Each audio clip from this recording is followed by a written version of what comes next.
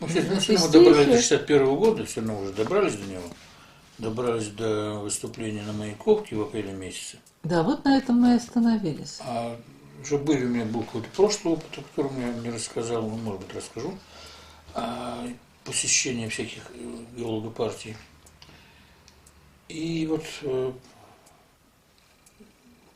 после этих каких-то вот событий апрельских 61 года я чувствую, что как-то вот надо что-то менять, потому что и особенно жить не на что, и какая-то атмосфера сгущается, и мне некуда как-то особенно достойно сдвинуться. И я как выход из всяких Но ты сложностей взял взаимоотношений между академический людьми. отпуск, и что Нет. значит вот жить? Нет, академический отпуск до этого еще был у меня. Я тут был перерыв у меня в учебе. Я брал академический отпуск между первым и вторым курсом. Или между какими-то сессиями, не помню уже. А потом что, в догнал в 61 или ты году, потерял год в все-таки? 61 году я потерял какой-то год или что-то. Ну, в общем, не помню я всех обстоятельств.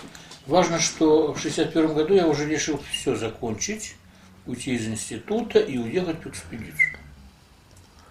Для меня это вот было каким-то таким решением, которое, ну вот, требовалось, не знаю, что меня гнало из Москвы. Я решил уехать. Я поехал в экспедицию, причем я искал уже этого совершенно сознательно, потому что у меня были уже знакомые в этом геологическом мире. И был такой Андрей Симонов, самостоятельный, интересный, достойный человек. Он работал в научно-исследовательском институте, а может быть в МГУ, или в научно-исследовательском институте при МГУ. Я могу немножко перевирать. Неправильно я все рассказываю. Он работал в экспедиции гидропроекта. Он работал в гидропроекте. У них гидропроектов в это время были система ряда экспедиций, а у этих экспедиций были свои партии. И вот он в одной из таких партий был руководителем, и он набирал, значит, себе геолога-рабочих. Ну, меня прислали к нему те геологини, женщины, с которыми я ездил перед этим в экспедицию. И он как-то ни слова не говоря принял меня в свой состав своего отряда. А он набирал отряд всего из 2 человек рабочих и его самого. И экспедиция была довольно любопытная, потому что это называлось рекогносцировочная экспедиция. Он, как хороший специалист, должен был сплавиться, не сплавиться, это не точно, проплыть на моторной лодке по реке Печора и наметить, в каких местах целесообразно ставить плотины. Тогда рассматривался всерьез близкий к реализации вполне реальный проект поворота северных рек, чтобы они обеспечивали наполнение водой Каспийского бассейна Каспийского моря. А для этого, значит, надо было много мероприятий, в частности, надо было ставить несколько плотин, 3 или 4, по-моему, на Печоре намечалась плотина. А это делалось таким, он послал сначала геолог, который прикидывал из каких-то общих соображений, и при том, что делались какие-то отдельные пробы геологические, для этих проб нужны были геологические рабочие, принять решение для проведения будущих исследований более подробных. То есть не означает, что он должен был добрать ровно 4 точки. Этих точек мог наметить штук 8, а из них надо было выбрать 4. И вот мы едем с ним вместе. Со мной был Межевов, такой человек, студент МГУ, Мехматовец. Втроем на лодке были великолепно. Путешествие просто дающее нигде не приобретаемый иначе опыт. И, как ни странно, самый разный. В частности, для меня путешествие по реке добавило аргументов в пользу абстракционизма. Вот мы плывем по реке, один сидит за рулем, на корме, Двое чем-то обязательно заняты, есть возможность заниматься чем хочешь. Но сейчас можно просто лежать на дне лодки. И вот как ты лежишь на дне лодки, над тобой небо, оно самое разное. То есть меня удивляет, что нет такой профессии написания неба. Вот маринисты есть, а те, кто пишет небо, вот отдельно. Про некоторых художников можно сказать, что они в своих картинах дали много неба, разного неба, но все-таки это не было понято как отдельный вот вид живописи, жанр живописи. И это связано с пейзажист. Так вот, лежишь на дне и смотришь перед тобой небо, вне окружения всяких других предметов. И оно разное, действительно, и по цвету, и как-то даже по высоте, по глубине проникновения твоего взгляда. Вот даже такое ощущение. Ну, а кроме того, конечно, всевозможные перипетии. Лодка села на мель, что-то сломалось в моторе, залило где-то водой, надо где-то остановиться на ночлег, надо выбрать это место. В общем, живая такая жизнь в окружении природы. Причем очень часто, долгое время ты не видишь никого, кроме зверей и птиц. Вот с Печорой у меня связано представление такое даже тревожащее меня ощущение встречи с воронами. Есть такие черные птицы, большие, крупные, крупнее ворон, там, раза в 1,5. Они очень самостоятельные, какие-то очень серьезные. И в одном из таких мест мы пристали к острову. В общем, в этот момент мы почему-то плыли вдвоем с Валерием Межевым. Где-то не было Андрея Никодимовича Себана.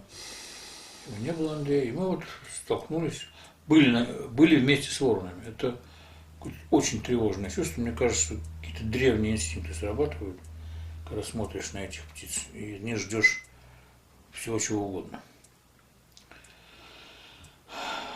Ну, эта экспедиция продолжалась тот период времени, который был намечен, то есть до конца лета.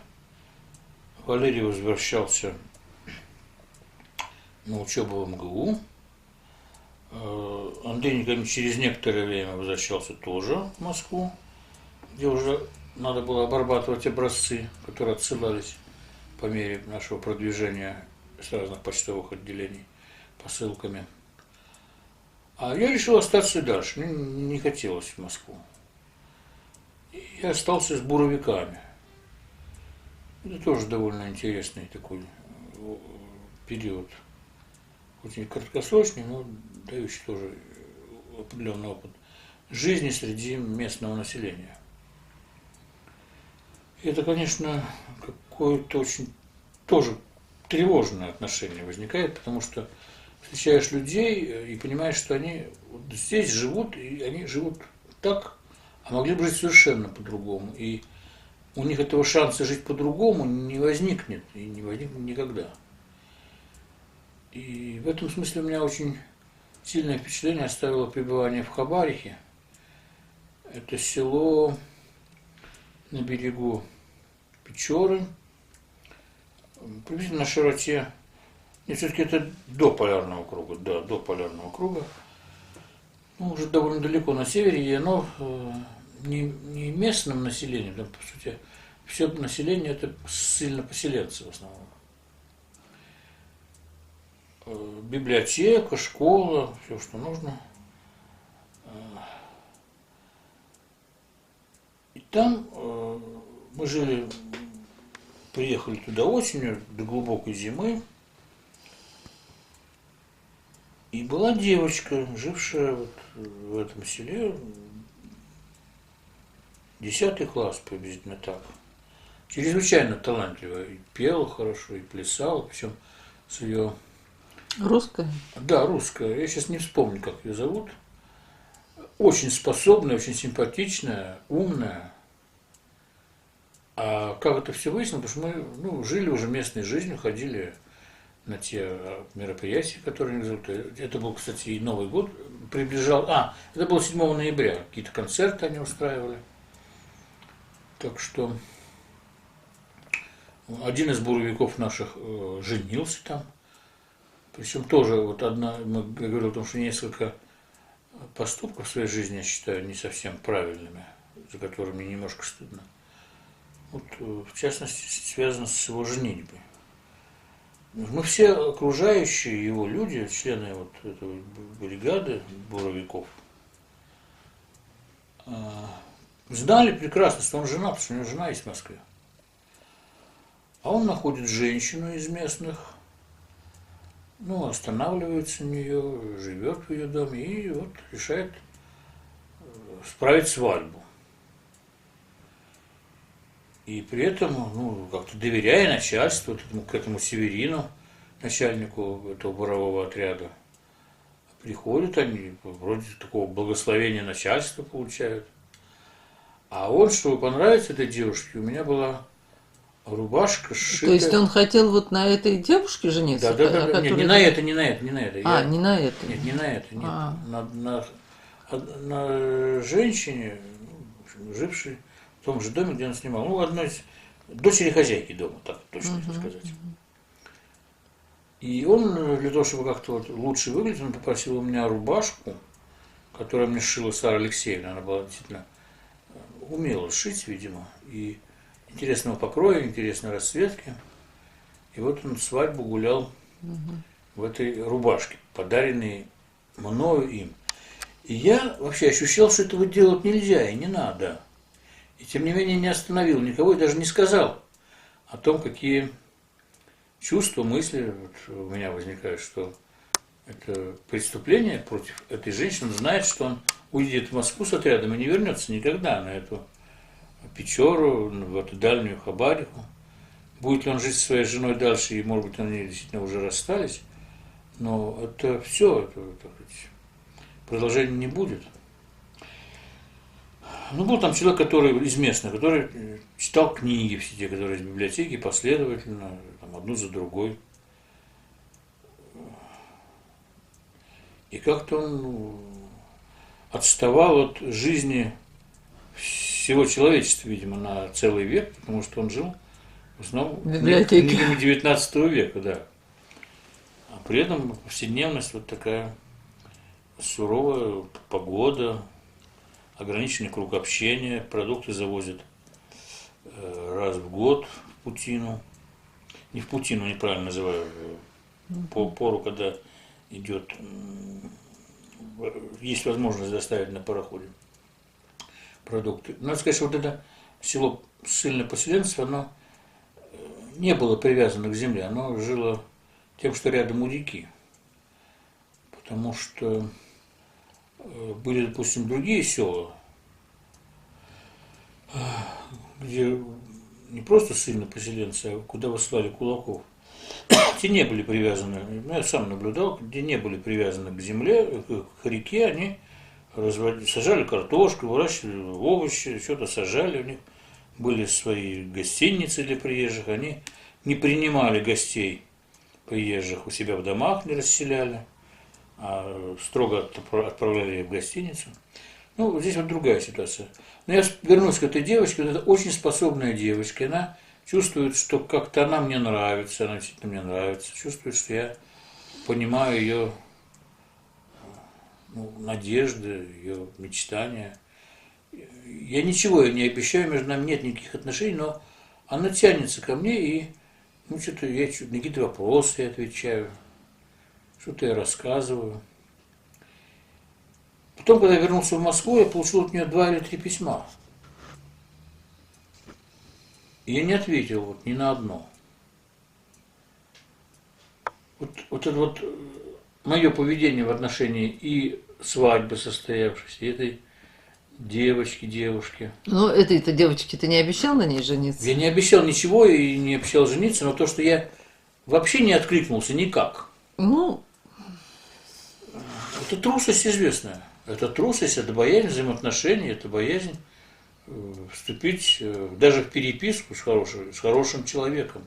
Это, если хочешь, боязнь общение просто вот из-за того, что я боюсь ответственности даже хороших слов. То есть мне это неприятно. Ну, тебе неприятно было, что Это, что я она в такой, тебя что еще я- больше влюбится, Мне а не- ты мне не неприятно. собирался в нее влюбляться. Вот и все, это Да, честно. ты считаешь, что я правильно поступил? Правильно. Ну, может быть. Но я какую-то вину свою ощущаю перед этой девочкой.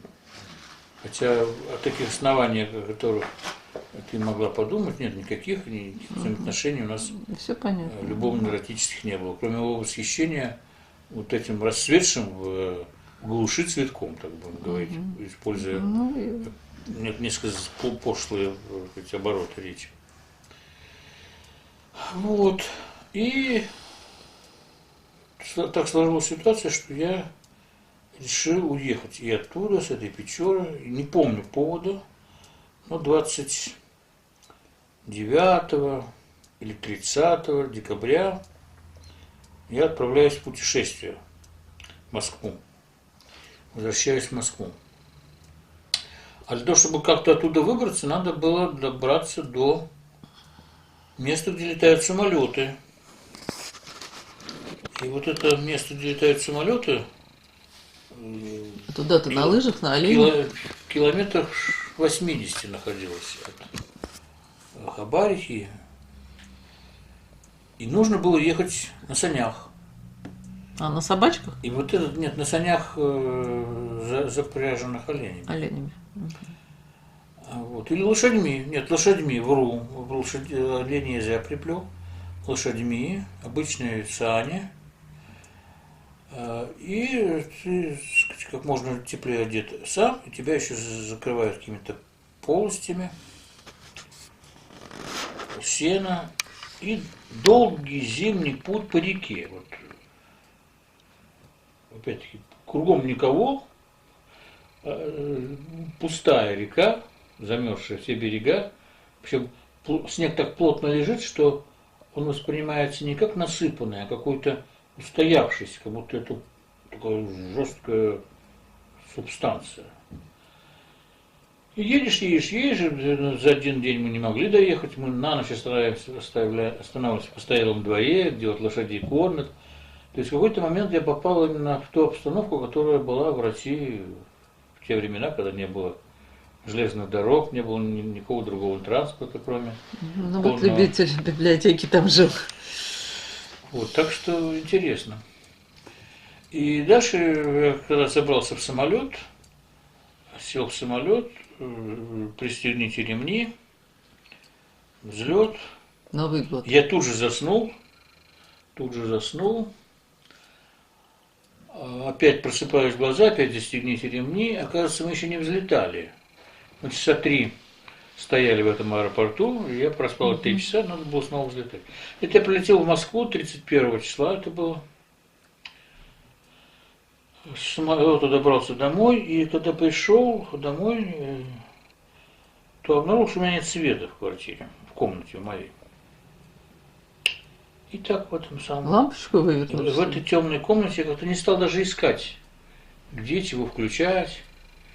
И вот это был такой год интересный, встречи Нового года. 62-й год? Это 62-й год, да, 62-й год, да. Причем своеобразно. 61-й год я встречал в КПЗ, а 62-й год я встречал... А почему в КПЗ 61-й? Тоже обстоятельства такие. Ну, видимо, заслуженно, хотя обидно.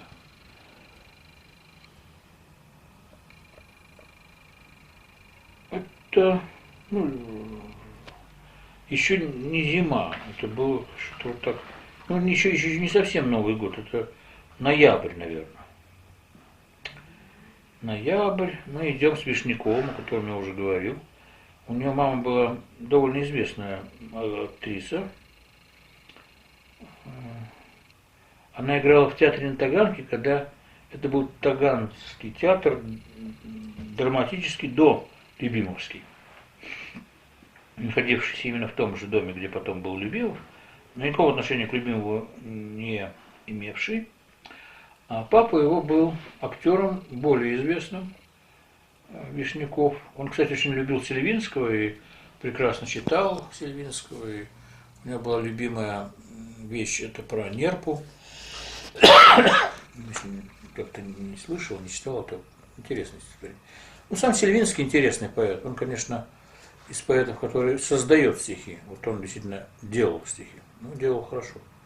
Он преподавал, кстати, в литературном институте долгое время. И мы с ним идем по улице Горького, а Вишняков все время так боксом занимался. Как раз тот человек, который написал в журнале повесть о зимовщике, нет, ну да, зимовщики, ну не зимовщики, те, кто жил на зимовье, не зимовщик, как по-другому должен называть, который убил свою жену и любовника. И он как-то задирается с каким-то прохожим. И А вы вдвоем с ним идете? мы идем вдвоем, да. Ага. Как он с ним задрался, почему задрался, они как-то ускоряют ход и уже успевают пройти телеграф, выясняя отношения, заворачивают в сторону американского посольства, проходят мимо него, уже, так сказать, в сторону библиотеки Ленина идут. И когда я догоняю их, я вижу, что они дерутся с этим человеком, а человек упал. Вот.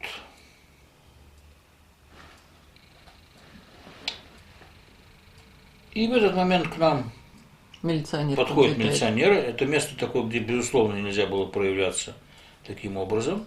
Тем более, что тут рядом приемная Верховного Совета. Нас забирают и в милицию отводят.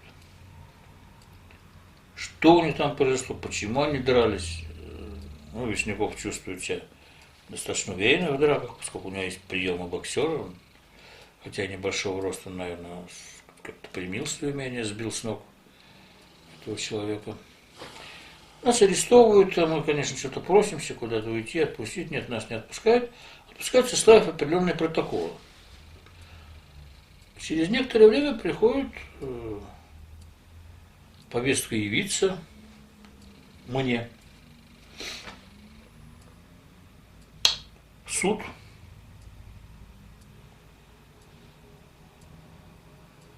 Я являюсь в этот суд. Нет, это не совсем тут, это явиться все-таки к следователю. Этот следователь тут же хочет меня отвезти в суд, но в суде почему-то не работает, меня опять отпускают с тем, что на следующий день я должен был прийти к другому следователю. И я думаю, что в каком-то смысле мне повезло, потому что если с первым следователем у меня никаких разговоров особых не было, он не пытался вникать, что, почему, как, то. Вторая вот эта работа со следователем была уже какой-то такой, когда я мог объяснить, и он что-то пытался понять, как я дошел до жизни такой. Я чувствовал, что в принципе ему жалко, вообще говоря, меня. И это меня как-то несколько согревало, потому что я против обстоятельств не попрешь, но доказать, кто кого и как бил, тут бессмысленно. Тем более, что доказывать, что я не участвовал, не умею по-настоящему драться, это как-то звучало не всем правильно по отношению к Вишнякову. И этим я, естественно, не занимался. Но его интересовало, что как ты студент физтеха. Ну, тем не менее, он отправил меня с каким-то таким заключением, с сопровождающим в Народный суд, который находился на Садовой, рядом с домом. А сам-то Вишняков не потрудился объяснить, чего? А это все отдельно, каждый по месту жительства отвечает. Нет, ну тебе, ну просто вот человек упал. А как-то мы с ним и не говорили на эту тему особенно. Не знаю почему, как-то не выяснялось это. Угу. Ну, не знаю, не было объяснения, за что и как ты это сделал, и зачем, главное. Угу. Вот. И был момент, когда я как-то ему позвонил уже, когда мне в суд идти туда-сюда. И в этот момент я узнаю, что его мама, она использовала какие-то свои связи. И на такую же полученную повестку она среагировала адекватно. И в результате ему не пришлось никуда ходить. И, в общем, ему ничего дальше не грозит, дела в отношении его никакого.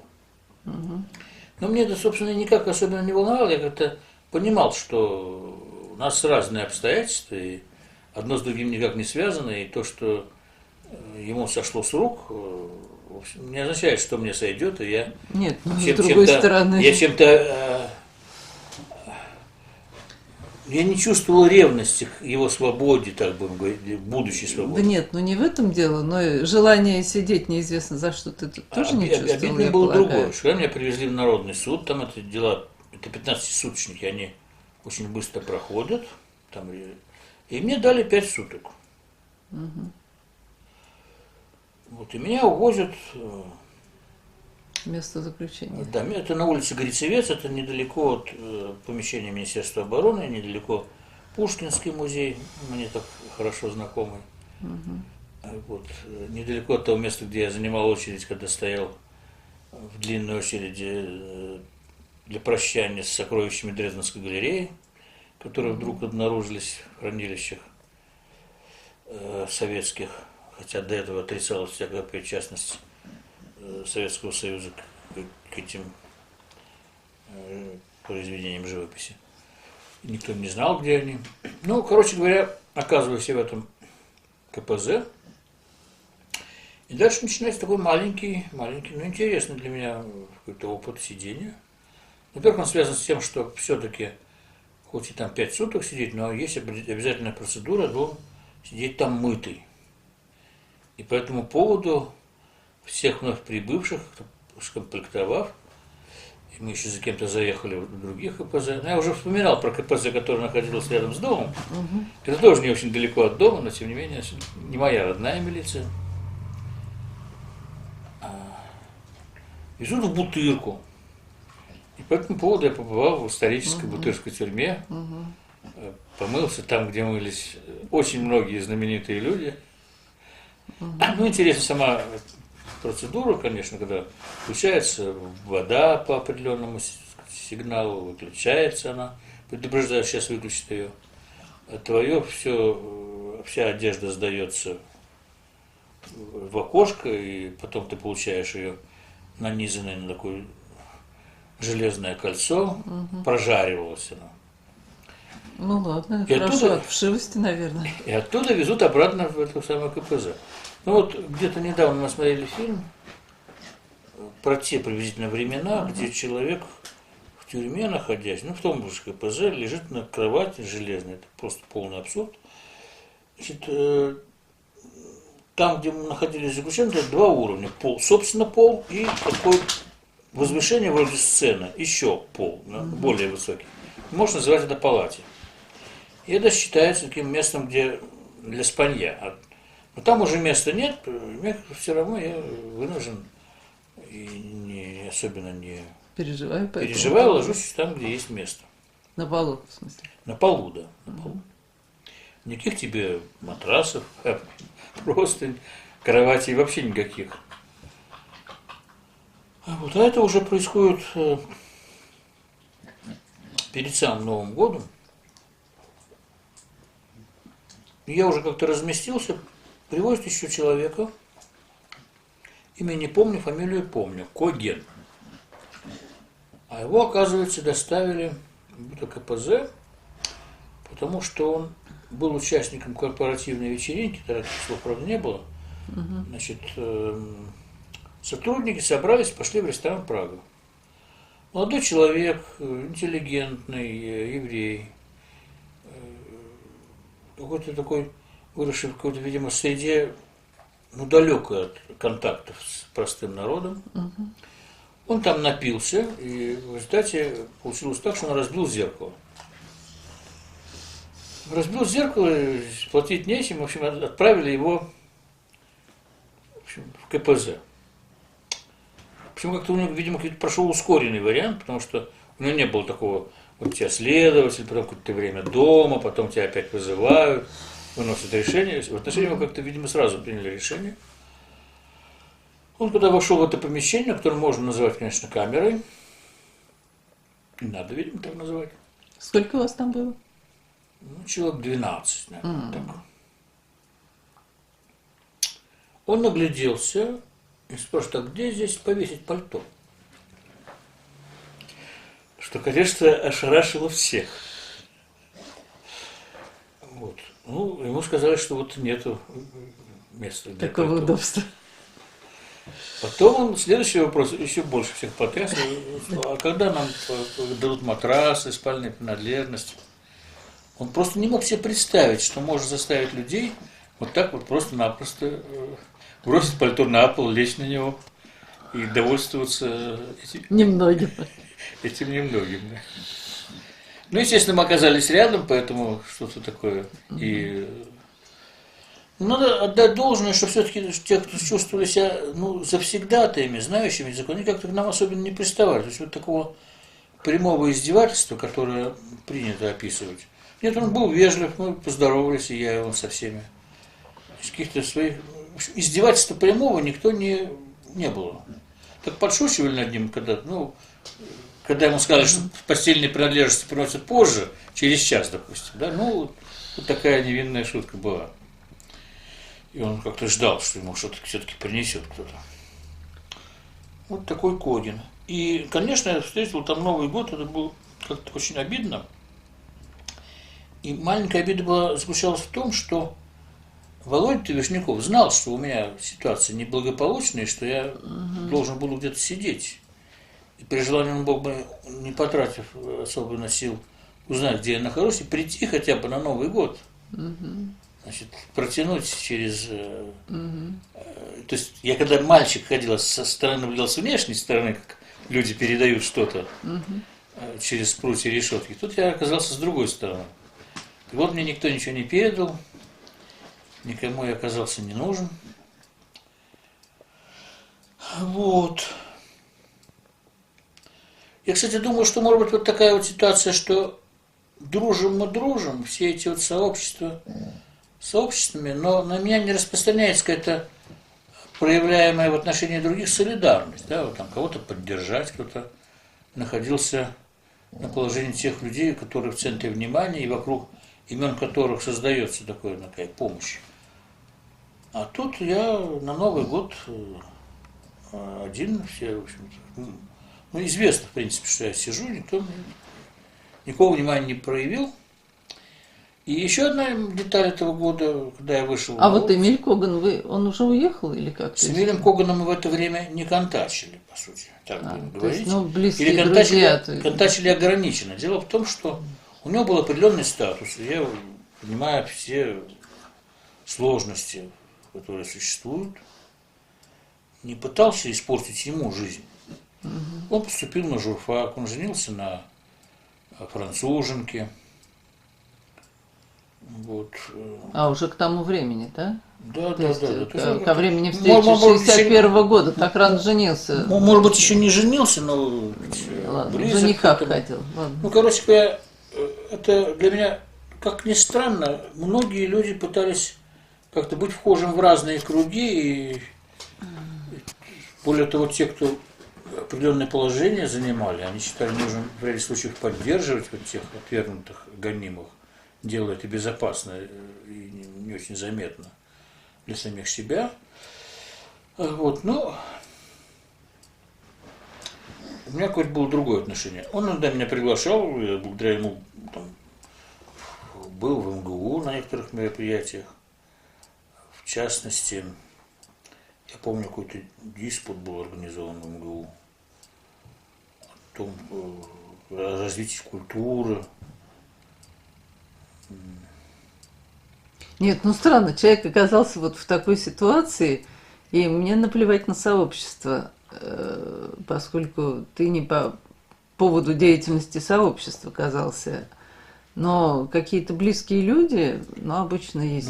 Допустим, Муся там, я не знаю. С Мусей мы уже разошлись. Разошлись. Может быть, второй раз замужем. С другой девушки нет. Но обычно вот друзья какие-то. Вот, я думала, что Эмиль Коган это достаточно близкий друг. Я тебе объясняю, что вот в этом вот мое отношение. Я, в принципе, с ним не раздружился. Более того, мы с ним контачили, я вот как-то помню очень хорошо этот диспут на журфаке МГУ, Более того, Ну, это интеллектуальная какая-то. более такая того, я деятельность. помню, он организовал так, что я выступал на таком кружке поэтов, которые были вот на журфаке, писали стихи. И он мне принес какие-то стихи тех, кто там написал, с тем, чтобы я знал, кто чего будет. И я выступал с критикой такой-то девушки по поводу ее рифм, по поводу содержания стихов. Так. То есть я был втянут в какую-то жизнь. А вот на этом диспуте другом о культуре, я помню, я выступил с таким тезисом, что расцвет культуры, как правило, связан с кризисными моментами в развитии общества. Экономики. Нет, общества в целом. Причем, когда, ну, это как-то обратило выступление мое на себя внимание аудитории и президиума, который присутствовал. И член президиума задал вопрос, а кто я такой вообще, говорит, потому что был, наверное, не всем обычно одет для студента. Вот в этой белой курточке. Нет, что в чем-то в другом, но как-то все равно необычно. Ну, хорошо, понятно. А я заявил, кем же это работал, что я грузчик, да.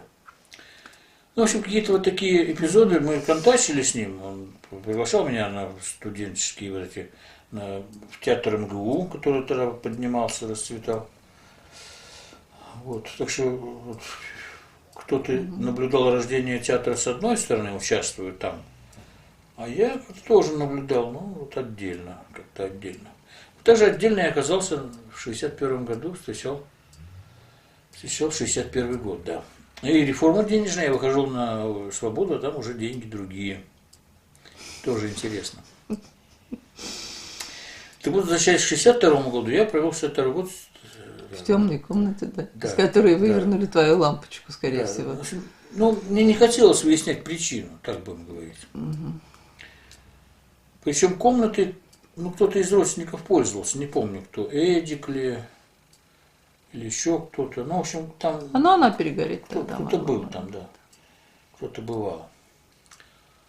Ну, надо сказать, что здесь Игнатий Иосифович какое-то внимание уделял этим обстоятельствам, потому что, чтобы не было каких-то претензий соседей, претензий власти, он как-то заботился о том, чтобы были оплачены вовремя квартиры. Ну, это значит, да. Вот это я понимаю. Он да. не терял. Заботился. Он не терял вот какого-то чувства ответственности и не отказывался. Он в какой-то момент он отошел в сторону, но это не означало, что он махнул рукой, но он понял, что бы он ни делал, я буду вот идти так, как меня ведет.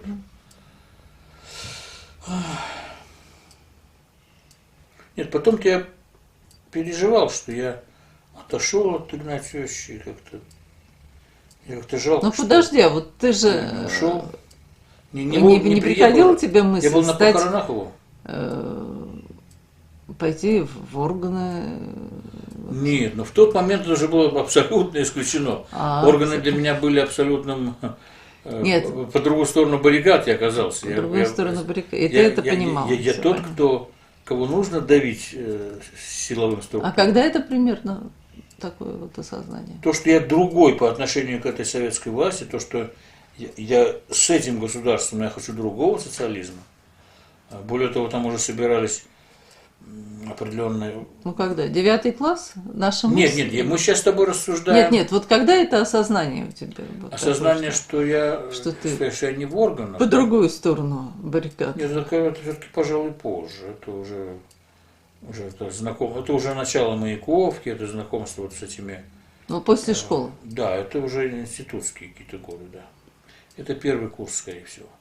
Какая-то особость, что я не такой, как другие, и я не один такой. Раньше, конечно, ну, где-то в конце 10 класса, да, это уже было. При этом не столько я себя ставил в такое положение, меня куда-то толкали туда. Ну, тебя толкали, а вот, может быть, это как-то повлияло ли вот это осознание на твое отношение к Игнасю? Ну, нет, никак. Нет, никак. Нет, никак. Всё понятно. Более того, здесь могла быть другая только ситуация, что я всегда ощущал себя по отношению к нему в какой-то степени блудным сыном. То есть И мне очень жалко, что я не сумел перед смертью его посетить. А почему ты на похороны-то не приехал? Я был на похоронах. А, был? А в смысле, Я от был чего на тогда тебе похоронах, жалко? и это было в мае, и это В конце апреля. у меня уже родился. Ну, Ну, может быть, да, может ну быть. так, у меня уже родилась дочка. Вот. А то есть ты жалеешь, что ты не приехал, когда Мне, он болел? мне бы хотелось поконтачить раньше с ним, да. Тем более, что мне показалось, из того, что я услышал от тех, Эллы? которые с ним контачили вот в последние годы, что как-то он к себе немножко стал по-другому относиться и к миру, что какая-то усталость и какое-то разочарование определенное наступило, и он, В каком году он умер? ой, не берусь сказать, ну, год, наверное, был дочки моей.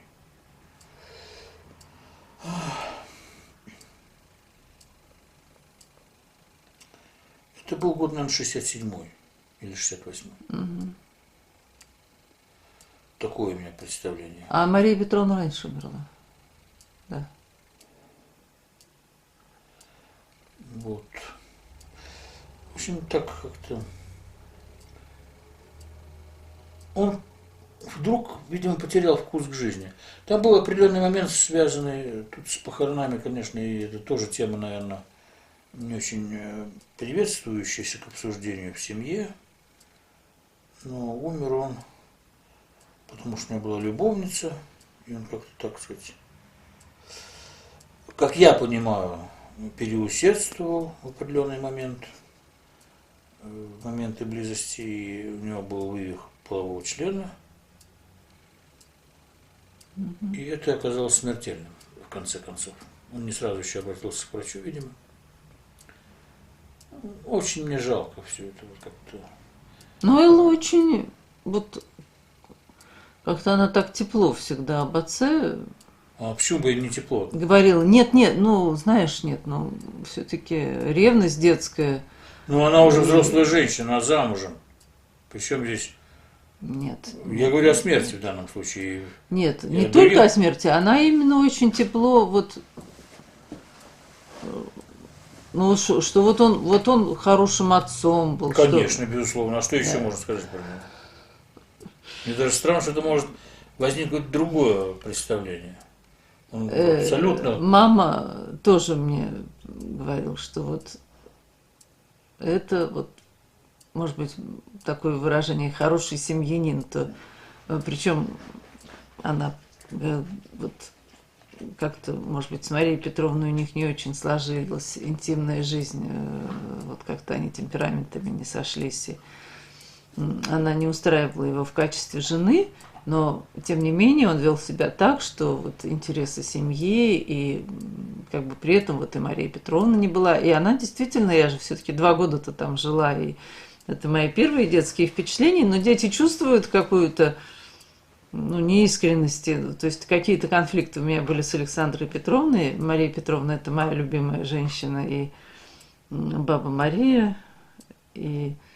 Когда Элла приезжает на каникулы из своего там рязанского политеха и как-то, на мой взгляд, слишком много времени проводит с Марией Петровной, я ей говорю, что а вот ты оставь мою бабу Марию, иначе я всю твою кровь по капельке выпью. Ну, какая? Да, ну то есть это... Вот ты не прошла школу детского вампиризма в детском саду? Это сама было пришла. до всяких детских школ. Но чувство было сильное. Да. У меня к Марии Петровне и к Элле тоже. Вот. Но Игнась, мне запомнилось, что вот меня на кухне винегрет, я даже, мне кажется, представляю вот эту свеклу, порезанную кубиками. И как-то он у меня медленно идет, и Игнась так привлек мое внимание к вилке, которую он держит в руках, и что говорит, ну ты ешь поскорее, а то вот... То есть он не сказал, что он меня вилкой заколет, но, может быть, я так восприняла, что я могу получить укол, вот, что это какая-то угроза, да. какая-то безнадежная ситуация, в общем, я... Ну, потому что ты из худенькой девочки превратилась в толстушку. В Крыму? Да. Ну, извините, вот Толстушка, у меня там все записано. Нет, я никогда не была толстушкой. Была кругленькая девочка. Нет, никогда не была толстушкой. Вот не была я толстушкой. Это обижаешься. мне только предстоит, да. Ну, в общем, Игнатьевич как резко семьянин, как изменилась просто. интерес В лучшую человек, сторону. который вот, заботится о семье, о дочери, о жене. Ну, О как большой бы семье, он заботится да, о о большой большой семье. семье, о большой семье. Ну и, в общем, Элла, вот я поняла, что Элла считает своего отца вот достойным отцом. В общем. Абсолютно. Чего я вот своего так не оценивала, там не, ну, то есть я на него уж так вот и не жаловалась, но так, чтобы вот, ну, вот спросили меня, как, да нет. А она тоже не то, чтобы, это, конечно, это не реклама, ну вот это искреннее отношение ее, и я думаю, ну. Ну, у меня ощущение, что в последние понятно. годы жизни он как-то почувствовал как человека, у которого уже нет сил. Ну, Мария Петровна раньше умерла. Нет сил. Раньше умерла, а значит, он жил вот с сестрой ее, понятно.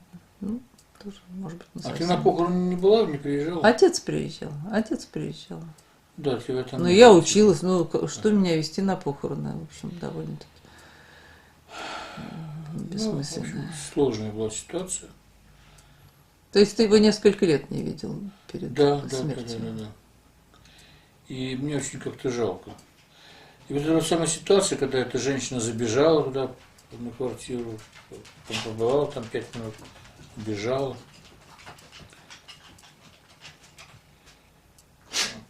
Причем как-то отстаивание Александры Петровны каких-то своих будущих интересов тоже как-то было заметно.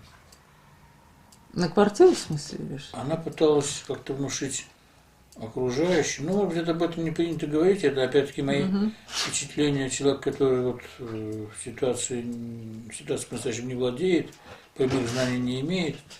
Но мне показалось, что она пыталась внушить мысль, что она была фактически женой Игнатия в последнее время, после смерти жены. То есть какие-то отстаивались какие-то особые в этом ситуации права. А что такое, мой хороший? Ты требуешь внимания? Не просто и жалко. И было какое-то очень большое солнце, я все время плакал там, у меня лились слезы из глаз. Это не было прямым плачем, но глаза все время были в слезах. Началось просто с того, как я вышел с самолета. Ну, как-то драматично это было для меня. И прощание такое серьезное с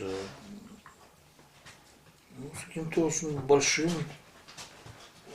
куском жизни, да. Потому что все-таки Игнатий, даже когда мы с ним и не контачили, он был столом, если хочешь, основанием. Ну, а Юзик ушел и как-то вот незаметно. Юзик как-то ушел незаметно, да, совершенно верно. И на похоронах, я не знаю, Игнатий Иосифович, конечно, был на похоронах, а я-то нет.